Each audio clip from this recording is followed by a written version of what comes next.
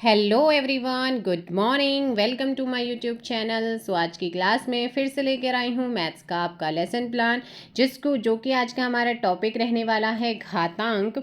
और आपकी जो भी यूनिट है, बुक में जो यूनिट है वो यूनिट लिख सकते हैं। टॉपिक घातांक हमेशा अंडरलाइन होना चाहिए टॉपिक।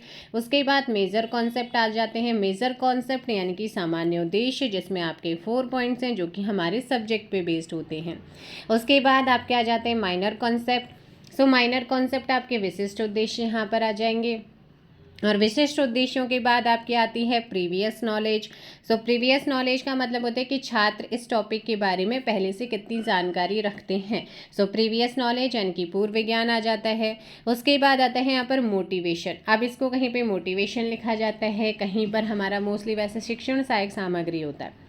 शिक्षण सहायक सामग्री, टीचिंग एड्स या सहायक सामग्री या टीचिंग एड्स इसको बोला जाता है, जिसमें चौक, डस्टर, लपेट, श्यामपट्ट, संकेतक यानी कि पॉइंटर, फ्लैश कार्ड, मॉडल जो भी आप यूज़ कर रहे हैं उनको यहाँ पर आप लिखेंगे। उसके बाद शुरुआत होती है इंट्रोडक्टरी क्वेश्चन से।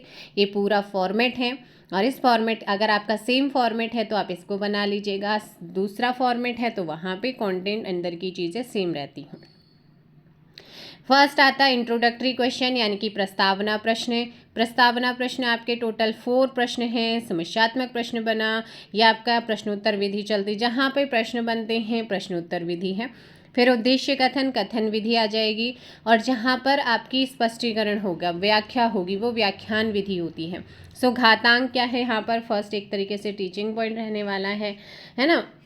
घातांक को क्या किया गया है, यहाँ पर एक्सप्लेन किया गया है, और इसके बाद ये आपका यहाँ पर एक्सप्लेनेशन ख़त्म होगा यहाँ जा कर के।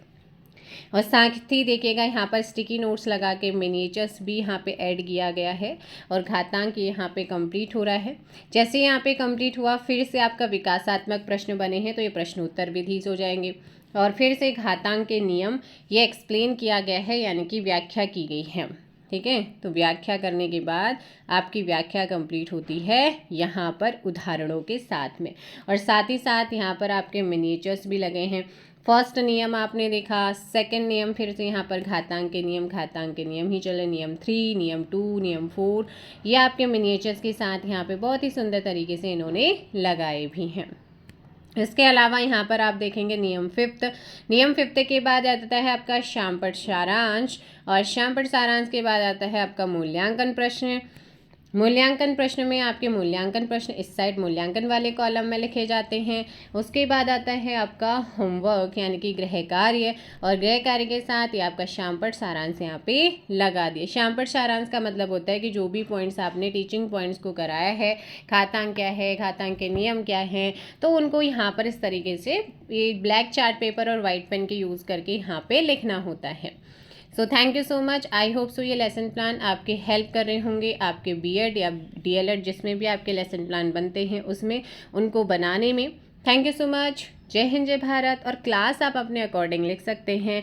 जय उत्तराखंड, जय देवभूमि।